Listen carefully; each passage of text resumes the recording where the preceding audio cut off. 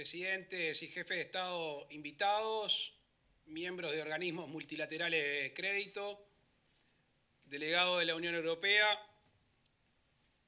Antes que nada, agradecerle al presidente apto esta presidencia pro tempore tan sui generis, que lo obligó a participar en este bloque de una manera distinta y única.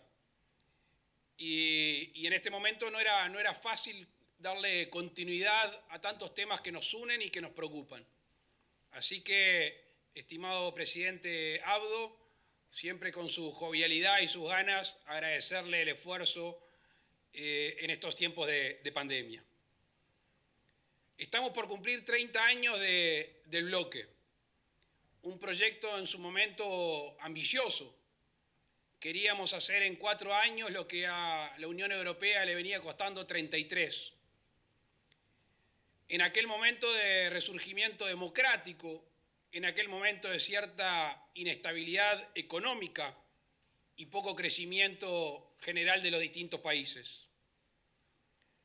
Creo que el Mercosur ha avanzado y por eso en distintas etapas y épocas con distintas velocidades y profundidad.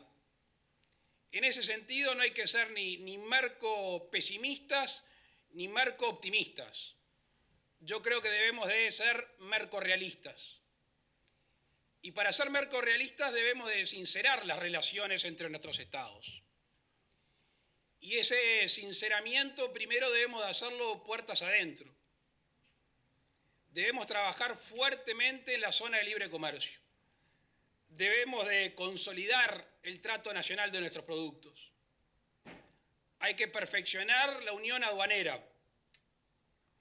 Y en estos tiempos en los cuales el concepto comunidad ha cobrado relevancia universal, ha quedado demostrado en nuestra región como en el combate a la pandemia, la comunidad internacional y regional ha hecho un gran esfuerzo. En las crisis se demuestra la realidad de la vocación humanitaria de las naciones. Y el Mercosur ha estado a la altura de las circunstancias con nuestros nacionales y con los hermanos de otros países. Tenemos que, una vez más, hablar de ese Mercosur social, el Mercosur de la gente, ese Mercosur social que habla de educación, de salud, ese Mercosur social en las políticas de frontera. Y en estos tiempos en los cuales la frontera aparentemente podía ser una amenaza de contagio, terminó resultando en un trabajo en común entre los gobiernos y los pueblos. Tenemos que profundizar algo que en estos años se ha acelerado, que es la interconexión logística. Uruguay tiene una vocación en lo que hace a la hidrovía. La hidrovía del Paraná, que tanto beneficio le ha generado a países como el Paraguay, y nosotros queremos impulsar la hidrovía del río Uruguay. Hemos estado en conversaciones con el presidente Alberto Fernández, y si de ello surgiera un avance, seguramente lo haremos con el presidente Bolsonaro. Tenemos allí un río esperándonos para poder hacer más eficientes y más eficaces el traslado de nuestros productos y de nuestra gente. Tenemos que utilizar las vías férreas, mejorar la interconexión energética y también en lo que hace a la vialidad. Un tema no menor que es propio de esta generación es la conservación del medio ambiente. Las acciones de Brasil, Paraguay, Argentina y Uruguay están íntimamente vinculadas al cuidado, al deterioro de nuestro ecosistema. Tenemos una región bendecida y en ese sentido tenemos el deber moral para con las nuevas generaciones de cuidarla. El otro sinceramiento es el sinceramiento internacional. Yo decía hace pocos días en una reunión de presidentes que en este afán lógico y entendible de los países de protegerse, de proteger a su gente, de cuidarlo, de cuidarlos de la enfermedad, podía derivar inconscientemente en un proteccionismo. Y el proteccionismo, que es propio de épocas pasadas, puede ser una tentación para algunos países, sobre todo para los más grandes. En ese sentido, el Mercosur tiene que aprovechar, tiene el deber de terminar lo que ha empezado. No debe haber peor señal global que no terminar los procesos que llevan tantos años de negociación y que estamos en la recta final. Y por eso, de ser posible, en estos meses tenemos que firmar con la Unión Europea y con el EFTA. La presidencia pro tempore se va a comprometer en un trabajo con Alemania y su gobierno para acelerar finalmente la firma y la ratificación de cada Estado y de la Unión Europea de este acuerdo. Tenemos que sincerar si realmente hay una intención de avanzar en otros acuerdos, puntualmente con Corea del Sur. La visión nacional, la visión uruguaya es positiva respecto a ese avance. Estamos convencidos que no solo a nuestro país, sino al bloque en general, le va a ser fructífero un acuerdo con Corea del Sur. Pero, insisto, es mejor no avanzar si no estamos dispuestos a terminar un proceso que avanzar y que quede a mitad camino. Y en estos procesos claramente lo que no deben existir, y creo que lo decía el presidente Fernández, son alineamientos políticos del bloque. Nosotros somos gobernantes circunstanciales, que podemos tener distintas sensibilidades políticas y sociales y tener un componente ideológico distinto. Pero no podemos estar cada 5 o 4 años variando el sentir y el derrotero de nuestros pueblos por una vocación ideológica distinta. Y en ese sentido quiero ser muy claro en lo que respecta a los Estados Unidos de América y a la República Popular de China. No podemos caer en la falsa dicotomía de estar más cerca de uno que del otro. Los países que han triunfado en su desarrollo han estado cerca de los dos.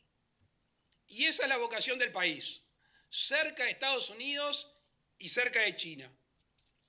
Meses pasados, antes de asumir el gobierno de nuestro país, hablando con el secretario Pompeo, le pusimos arriba de la mesa la posibilidad de recorrer el camino de un tratado de libre comercio.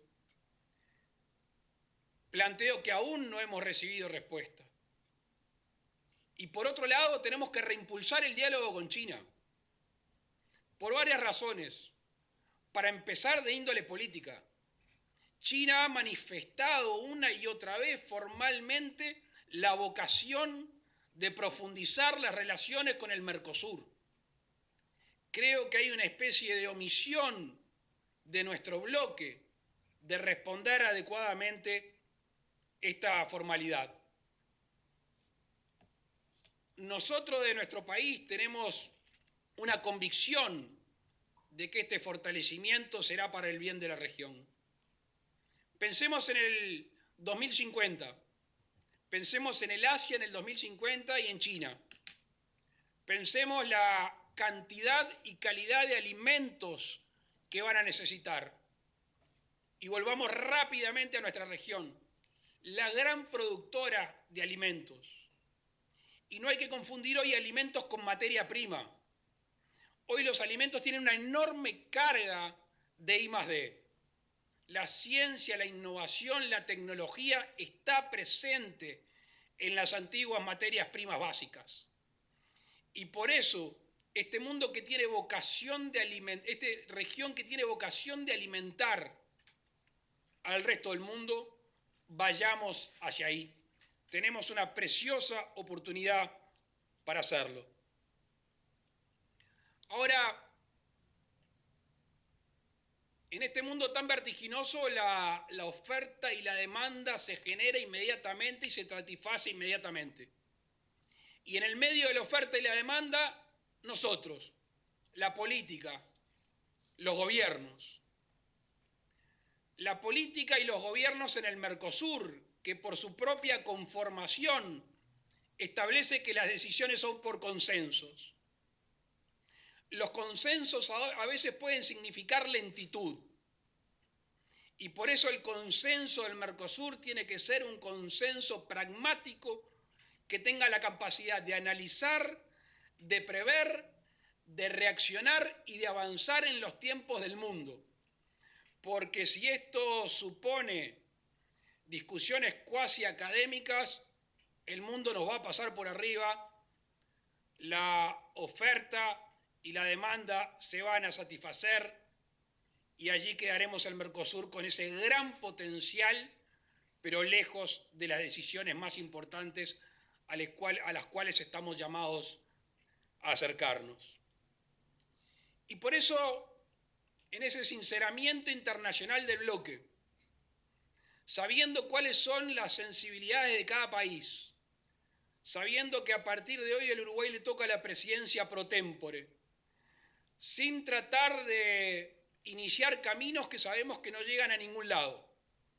Este gran paraguas que es el Mercosur, y voy a hablar desde la visión nacional, nos sirve, nos involucra, nos agranda, nos hace tener un peso universal mayor, pero lo que no puede hacer es frenarnos.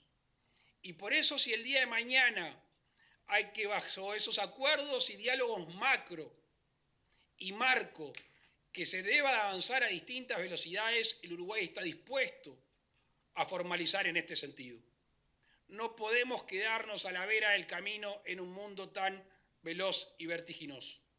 El Uruguay, una vez más, apuesta al Mercosur real, no al Mercosur del papel, al Mercosur que realmente interactúe, al Mercosur que debo de interpretar el sentir ya no de los ciudadanos de los distintos países, sino de los ciudadanos uruguayos, que realmente vea que en la región, que dentro de nuestros países el comercio se incrementa, el Mercosur social se siente como propio y que nos pone en el resto del mundo con la capacidad que nuestros países ya tienen por el esfuerzo, la dedicación y el compromiso de sus ciudadanos. Muchas gracias.